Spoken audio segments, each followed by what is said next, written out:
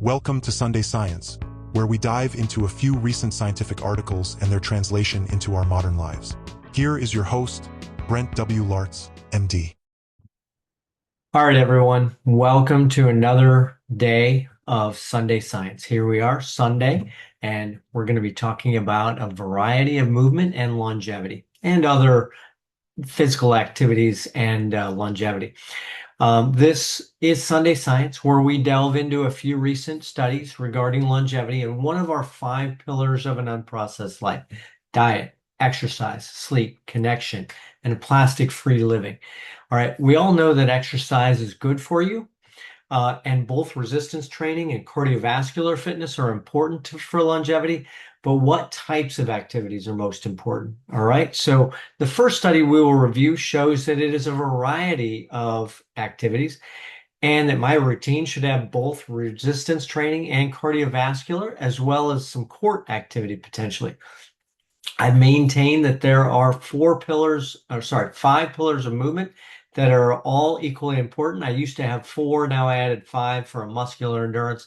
So 4 are the strength, cardiovascular fitness, flexibility and mobility, and balance. And then adding the 5th pillar of muscular endurance, which really comes along with all 4 of the others, right? But I think it's important to say here, and this is why the variety is important, is that the muscular endurance, let's say you're really cardiovascularly endurant because of running, and the only muscles you use are your running muscles. Let's say you need to have a better muscular endurance of all of your muscles, not just the ones that are associated with running. This is why a variety of activities is important, okay? So, and there's also the concept of hormesis and the U-shaped curve and injury prevention. Hormesis suggests that a low amount of activity, 0 activity, is bad for you, right? And that as you increase your activity, you actually improve your longevity and or other health aspects of the movements, okay? So then if you do too much of anything, too much of a good thing is sometimes a bad thing. You might get injuries. You might have other effects of too much activity. So some of these we'll show in some of these graphs that we're going to show you has a U-shaped curve. All right. So let's delve right into it. We're going to start out with this first one. This is an article in BMJ Medicine. It's called Physical Activity Types, Variety, Mortality, Results from 2 Prospective Cohort Studies. The main author is Yang-Hu Ki-sun. And all right, so let's start by sharing our screen here. Let's get to this.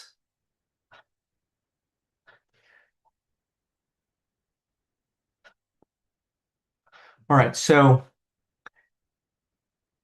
what this study was is it showed it had 111,000 people, mostly were white and mostly women, and there were some men in this other cohort. Okay, so they took the nurses' health study, which was a study that was a cohort study. So it took nurses starting in 1976 and it goes all the way to the present time and has self-reported portions to it. And it follows different things, lab work and that kind of thing. But this part happened to be a self-reported exercise and then using that to either parcel out the mortality, or it also had cardiovascular disease mortality, cancer, and respiratory disease. So you can see from this figure here, there is some dose-response relations between total physical activity and mortality. And you can see that the blue line here suggests that there is approximately 27, 28, maybe 30% decrease in mortality once you get to at least 20 Met hours per week, and you can see it plateaus and maybe even comes up a little bit U-shaped there. And the one area of this, so they took out cardiovascular disease as well, and cancer and respiratory disease. You can see respiratory disease there. With this kind of activity, it continues to slope downwards as you have a approximately 65% decrease in mortality from respiratory disease with this much activity. And that stands to reason, right? And you're probably not going to be a smoker if you are doing this much activity, and that obviously that's not always the case, but in general, that's the case. Johnny Carson famously was a chain smoker and was a great tennis player. All right, so other causes of mortality you can see is a hormesis U-shaped curve, and we can guess as to why that is, but maybe the injuries could be a case, or maybe if you're doing bicycling out on the road and you get hit by a car, something like that, you're getting out more. And so the more activities you make. All right, so there were 11, let's see, so, and let's go over the correlation. So in these self-reported studies from these cohorts, there are some studies showing what the correlation is to real activity. In other words, they not only took, let's say a portion of these 111,000 people in the actual nurses' health study and the health professionals follow-up study. I think that they had hundreds of thousands of people in these studies. So they have gone back to see how that correlates, and it does correlate about 0.6 to 0.7 correlation coefficient. So that means that it is a relatively correlated self-reporting versus what actually happened in the study. All right, so then they parsed out 11 to 13 different exercise categories between the nurses' health study and the professional health professionals follow-up study. Those two, and varying as the years go on, because they might have added one or two to the activities. I think they added stairs, they added rowing. And so they took 11 to 13 different exercise categories. And you can see here, this is the graph showing that walking actually was the most consistently showing a longevity benefit down to approximately 21% improvement. Any exercise was 17% decrease in mortality. Walking was 17%. Jogging was 11%. Running was 13% decrease. Bicycling was 4% decrease. Let's parcel that out here, or parse that out.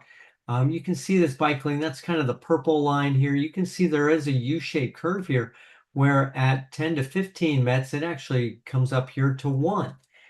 And so that means that at a certain MET activity, it improves mortality at the beginning. But as you increase, it brings about no benefit of mortality. It doesn't increase mortality, but it does come back up to 0 and then starts to head back down a little more again. But so that is the case for several of these curves here as you increase your Met hours per week of activity. All right, so that kind of hormesis curve doesn't occur with walking, probably because walking doesn't have a lot of injury associated, probably because there might not be other types of ill effects of walking. All right, so weight training and resistance training was 13%, okay? And stairs, using stairs, a certain METs per week was actually had some good effect. And in the 10% decrease in mortality. Tennis was 15%, swimming 15%, all right? However, all right, let's take this a step forward and say, what if you had X number of med hours per week and they parse this out again. My favorite word apparently is parse this out this week. And you took that total activity and you placed these people into a total activity, either into 3 tertiles of total activity, T1, T2, T3. And then you took their variety of activity and parsed that out into also 3 categories, V1, V2, V3. All right, and then so that would get you into basically 9 different categories. And here is the all-cause mortality in the upper left here is, you can see that T1, T2, and T3 are in blue, yellow, and purplish pink. And all right, so if you have a low amount of total activity in the blue, and blue, this low amount of activity is the reference range of the hazard ratio. So it's always going to be 1, right? At the low activity and low amount of variety. And so total physical activity, T1, T2, T3 is the physical activity variety score. But the low activity in the left, you can see on the left with the low physical activity and low variety is always going to be the one, because those people were the reference range or reference group for this study. So they had a 1.0 all-cause mortality. So you can see the upper left of your screen is the all-cause mortality at 1.0. If you, even at that low physical activity of T1, and you can see the total physical activity on the lower right there, you can see that each of these groups is the T1, T2, T3, low total physical activity. And if you have low variety, T1 in the upper left, you can see that mortality is 1.0. And you can see that at T2, T3, at an increased variety score, and this variety score is approximately this. If you only do 1 activity, your variety score, or maybe 2, your variety score is going to be a T1. And if you are doing somewhere between 3 and 4 activities, it's going to be T2. And if you're going to do 5 or more, that's the T3. Okay, so you can see here that as you increase your variety, you actually improve your mortality risk. The more variety you have, regardless of whether you are in the low, middle, or high total physical activity. And so what this showed was that there was a 19% reduction in mortality when you parsed out at any activity, 19%, any level of activity, 19% reduction in mortality over and above the mortality improvement from that amount of physical activity. Okay, so again, so going from group 1 to 2, there's about a 14% decrease in mortality and a 21% going from group 1 to group 5. And this is when they actually also took these variety scores and did a group 1 to 5 also. So a little bit confusing there, but going from group 1, the lowest variety, let's say you're running, and let's say you're low physical activity or your middle or upper. If your upper physical activity, look at this score from T1, T2, T3 on the right hand of the first graph. You can see that the mortality decreases about 10%. If you do 1 activity, a lot.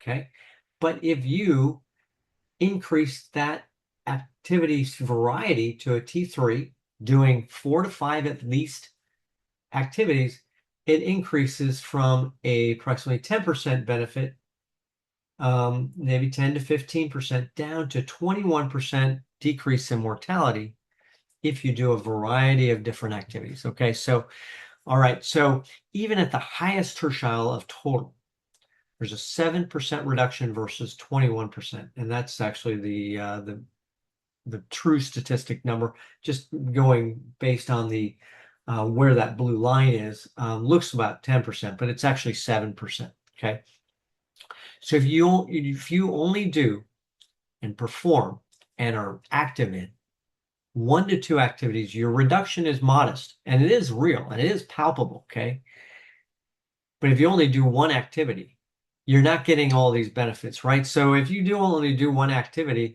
that would suggest that you're probably only doing either cardiovascular or you're doing resistance training. And you're not probably doing both if you're doing 1 activity, most likely. I mean, there is some strength benefit to a lot of different types of activities, but it's not resistance training. Okay, so and we'll show another study here in a minute that shows that there is a benefit to having cardiovascular and resistance training, but the combination of the two actually improves the mortality benefit as well. Okay, so when that's common sense, right? So if you only do 1 to 2 activities, your reduction is modest, but at high levels, more than 4 to 5 activities is even more beneficial.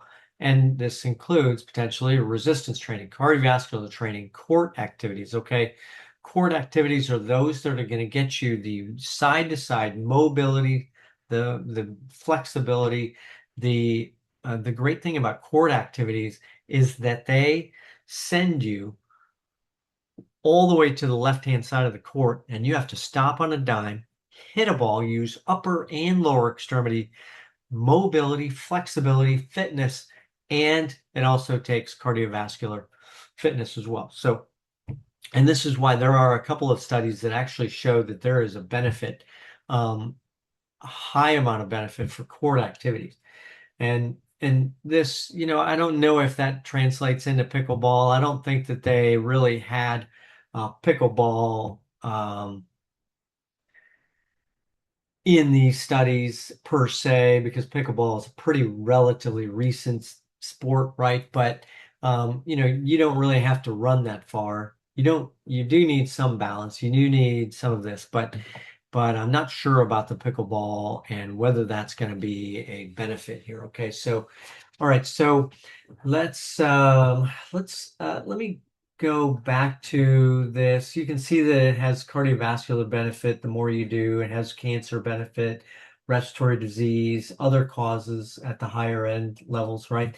At the lower end, there's a lot of variability for the high amount of variety probably because if you are doing a high variety of almost no activity, how do you actually really do that as a variety and actually have a physical benefit of it? So these pink lines here in the low amount of physical activity and the high variety have a lot of variability, and their 95% probability lines are wide, right? So it's difficult to show the benefit there, but if you take all comers into this, 19% reduction in mortality in this study. And this is that first upper left graph a little better for you to see. So in case you're on a small screen, you can see it a little better. All right, so that is, we're going to take this off of here because the rest of our articles really don't have any graphs associated with them that are meaningful. All right, so this next study we're going to show is from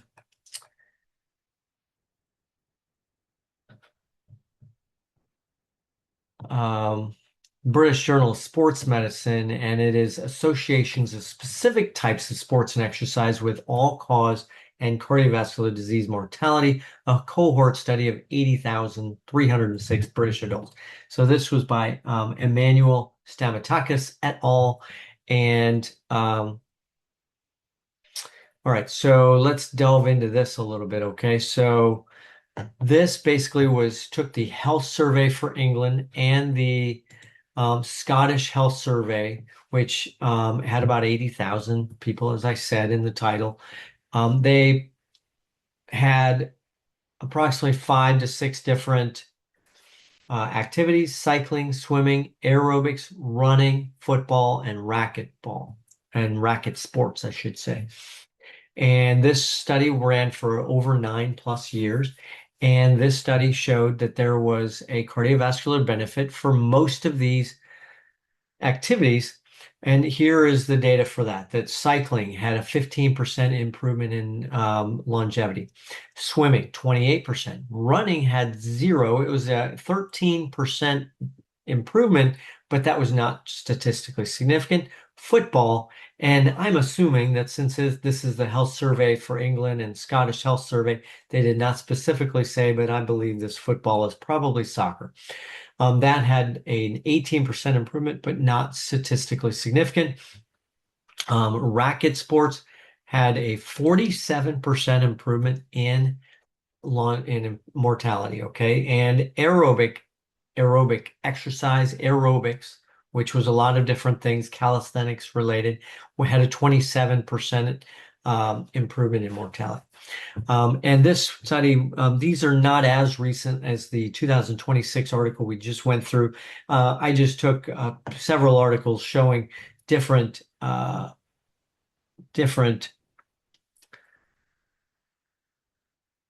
differential mortality based on the different sports that are involved. This was actually from 2016, okay, so a while ago. But and this next article we're going to go through is there are 2 articles, and they are probably overlapping a lot. But these are 2 meta-analyses that we're going to go through.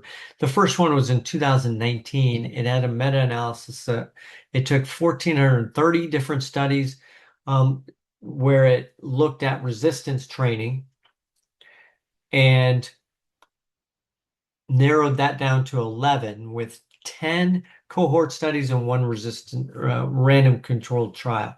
And so this study is in the European Journal of Preventive Cardiology. It is titled The Association of Resistance Training with Mortality, a Systematic Review and Meta-Analysis. This study had showed a 21% reduction in mortality if you had resistance training as a significant amount of activity, okay? So, and furthermore, there was also a borderline association with lower cardiovascular mortality also, probably because, resistance training can, and I like to make my resistance training have a cardiovascular benefit too. I go through my cycles pretty quickly, and I don't have a lot of rest. Usually, my girlfriend would tell you that I'm spending a lot of time on my phone sometimes, but in general, most of my resistance training is going through the cycles, through my different sets rapidly. And I go through a cycle. I do my resistance training starting with 1 exercise at a lower amount of weight and a high amount of reps. And I go through the entire cycle of approximately 8 to 10 different exercises. And I do upper and lower body on the same day. I don't have a leg day. I don't have anything, because my other days are cardiovascular days. Okay, I don't have just a leg day. I don't have an upper body day. I don't have a back day or anything like that, which some younger people who want to bulk up and be only muscular and less cardiovascularly fit might have these different things because they don't have as much cardiovascular activity and they're young, right? So as I get to middle age, and I think I'm upper young age, really, that these benefits could cross react here, right? So this study, the nice thing about this study is they actually also added a portion of this that at least several of the studies combined aerobic exercise in the self-reporting.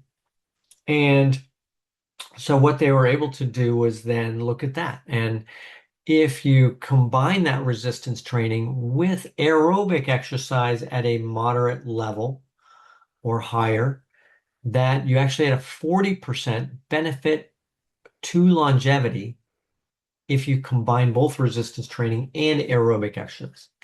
The other part about this is the amount, and potentially, as with anything, there might be a hormesis type curve, a U-shaped curve. If you remember, we said there was a 21% reduction in resistance training. If you do 1 to 2 sessions per week, there is a 21% improvement in mortality.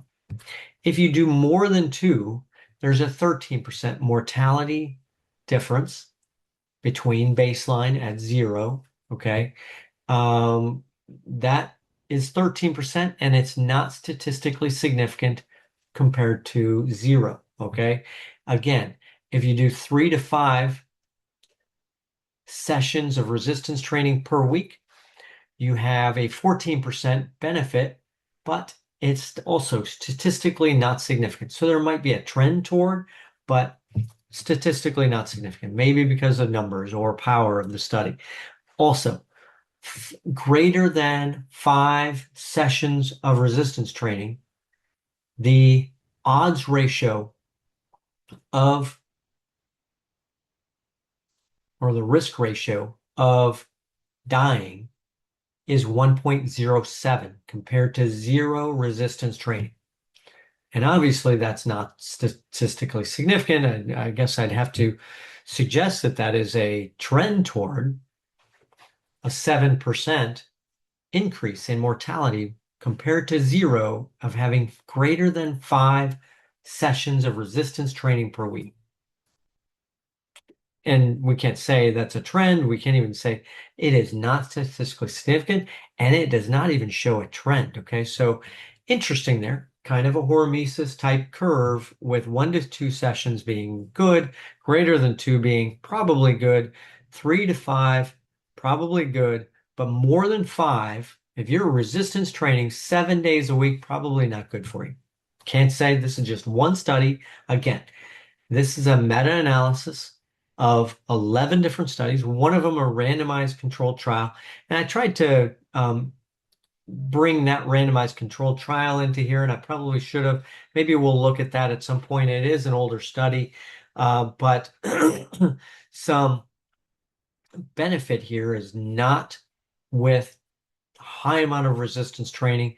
It is getting that strength 1 to 2 sessions per week, 3 sessions per week, 4 sessions per week is probably enough. Okay, so and again, we talked about that. Four out of those 11 studies include aerobic exercise in the reporting, and again, 41% mortality improvement with aerobic exercise, 40% when combined with resistance training. It also included in this study cardiovascular mortality. Again, we mentioned that a little bit, that there was not as a trend toward improvement, but not statistically significant. All right.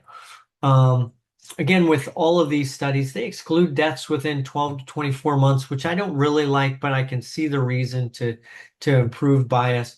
But I wonder, within 12 to 24 months after starting in the study, if you die, what is the reason for that, right? So all of these studies do this kind of thing with excluding, and they also excluded people with actual cardiovascular disease and certain conditions already at the beginning. So all right, so that was in the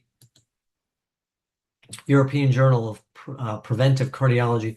There's another one a few years later, 2022. This is a meta-analysis of 10 studies, and at least a few of these studies are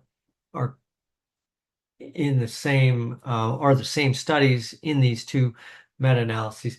This article was in the American Journal of Preventive Medicine. These were different authors. This is Terry Boyle, Resistance Training and Mortality Risk, a systematic review and meta-analysis. With this study, they had 10 studies, and they were all cohorts. So obviously, that one randomized controlled trial was not included in this meta-analysis. For this study, they showed that resistance training at any amount improves mortality by 15% and improves cardiovascular disease mortality by 19% and was just barely statistically significant. The confidence interval included 1.00. And it was actually just, I think, just barely less than 1.00. And also improved cancer mortality by 14%. The dose response showed non-linearity also. Again, a maximum risk reduction of 27% was observed at around 60 minutes per week of resistance training. And 60 minutes per week, does that correlate also similarly to our 1 to 2 sessions? Probably does, right? So what is your usual resistance training?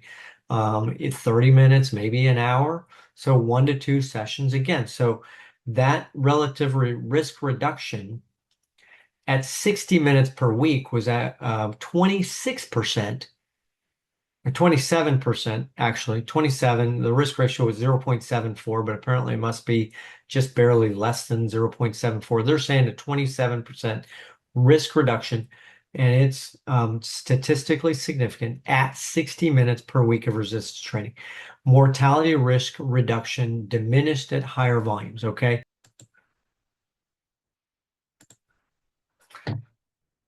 All right, so here's this graph showing the dose response meta-analysis. So you can see here, you can see that it decreases at 60 minutes per week of resistance training and crosses the relative risk ratio of 1 and then goes up to like 1.2, probably 1.25 at 200 minutes. Again, can't say. There was only 4 studies that investigated the duration of resistance training and the risk. So again, this could decrease the power, but it did show enough power to show statistically significant amount of mortality improvement at 60 minutes compared to 0. So let's look at that potentially at 200 minutes. So let's look at that as far as a number of, we said in the last study that they said that above 5 was 1.07. Above 5 at 1.07 relative risk ratio on the 2019 meta-analysis. In this meta-analysis, we're looking at 1.25 and probably not statistically significant either, but so that's greater than 5. 200 minutes, would you say that's probably greater than 5 also at 200 minutes? Probably is. If you do 40 minutes per session at 5 episodes, that would be about 200 minutes, right? So maybe we are at that level, right? So, all right, so let's bring that out there.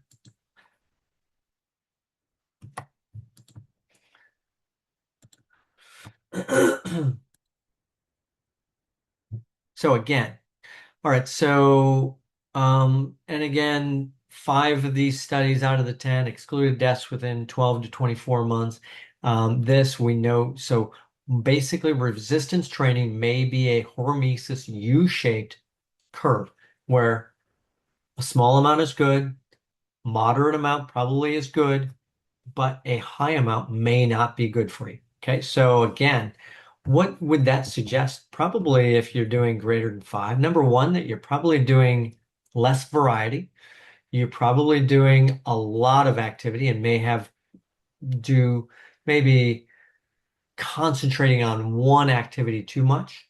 That's one possibility. It could be that you may be injury prone if you're doing greater than 5 resistance training activities per week, right? So if you're doing greater than 5, you're probably, let's say you're at 7, you're not giving yourself enough rest of your muscles for resistance training. And maybe you're doing it as a almost a profession and not a hobby, right? Or an enjoyable activity. You're doing it as maybe a little bit more of a too intense of a concentration on it, right? And maybe an unhealthy balance. We don't know exactly why that is, why there is this hormesis type curve for resistance training. But of what we do know, the take home to this Sunday Science is that increases in total physical activity is important. but also an increase in the variety of physical activity is important. Targeting about 5 to 6 different activities, and to me, improving my resistance training and improving my cardiovascular training, but also maybe other things also. And certainly bicycling improves your balance and improves when you're, especially for me, I enjoy mountain biking more so than road biking. I find that road biking is a little bit boring. I've heard of many of my colleagues, physicians, who have been hit by drivers on the road in Florida, and Florida has a bad reputation for bicycles and safety because of the drivers in Florida. And however, I try to get off the road. Even the road biking that I do is mostly on sidewalks. And so when I say sidewalks, it's sidewalks that are meant for wide sidewalks along Bayshore Boulevard in Tampa has these areas, or I try to do mountain biking. Okay, so again, running, I do biking, great cardiovascular activity, yard work, tennis, some kind of core training, and resistance training, and then stretching calisthenics is important. And the importance here of injury, right? So, and this is why some of these lower amounts of a better variety is important, is because you have that combination of resistance training and cardiovascular training, but you also have more than one muscle group. If I were just doing running, and I am guilty a little bit of this in the past of only doing running and maybe bicycling as my cardiovascular exercise. And so that's just maybe a few different muscle groups. And it's really just, when you think about running, it is just one motion in one plane. You are running, going forward, and you're not using your stretch, your calisthenics, you're moving from one side to the other. It certainly is some balance, and certainly going up off curves and everything, curbs is important, but for balance with running, but it does not compare to the balance you need for tennis, right? Or the balance you need for other types of activity. And it doesn't give you any resistance training. It is a lot of pounding on the pavement with your legs, and does have some improvement in bone density. But there are some studies suggesting that running is not adequate for bone density. Okay, so both aerobic and resistance training, resistance training, resistance training, resistance training, resistance training. I can't emphasize that enough in all of my podcasts that I've done about resistance training. And my mother won't listen to me about the need of resistance training, probably because of her past limitations that she set on herself because of society or because of her upbringing, whatever. Resistance training is hugely important for longevity. Cardiovascular exercise and VO2 max is hugely important, okay?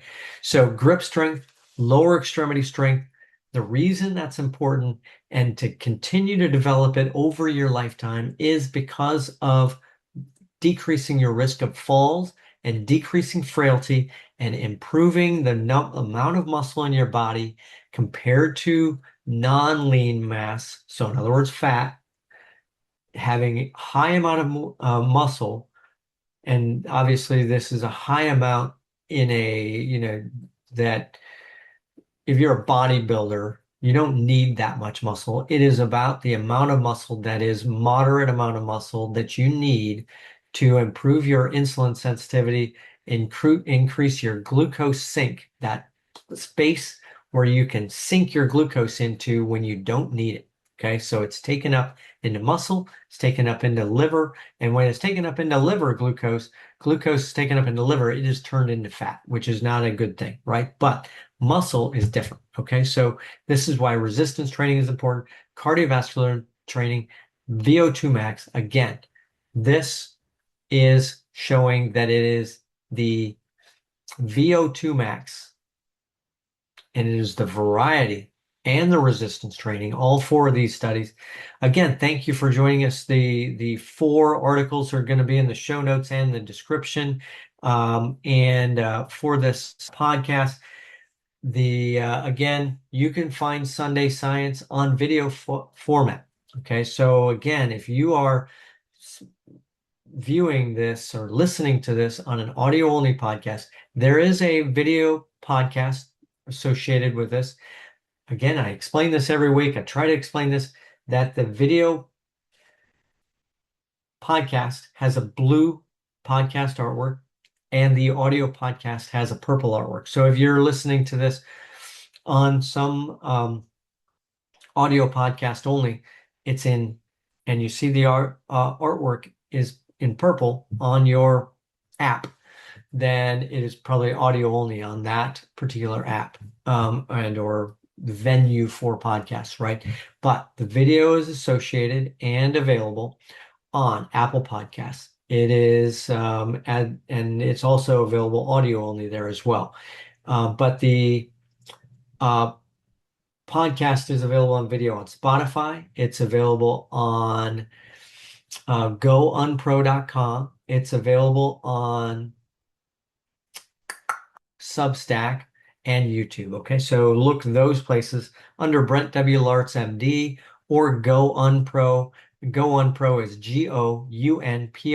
So GoUnPro is also available on YouTube as well. So there's actually 2 different podcasts on podcast locations that I upload this to on YouTube. It's on my Brent W. Laartz, MD, which also includes some other things, and also on the GoUnPro podcast page too.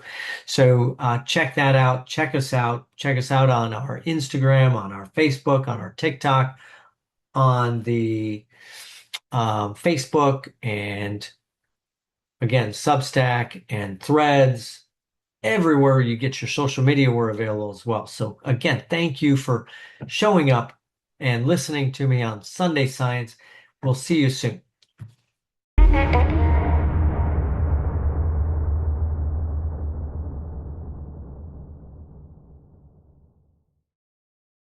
This site and any information communicated within it are not intended as medical advice. The information herein is not intended as medical care, diagnosis, or treatment of any medical condition. No component of this content, including discussion or comments, shall be construed or implied as establishing a doctor-patient relationship.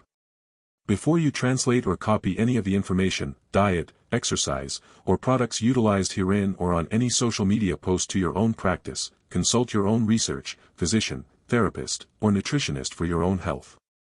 No warranties or claims are made as to the benefits or risks of any treatments, diet, exercise, or products herein. Research any treatments, diet, exercise, or products thoroughly before trying for yourself. Referral, affiliate, or advertising fees may be garnered by this site.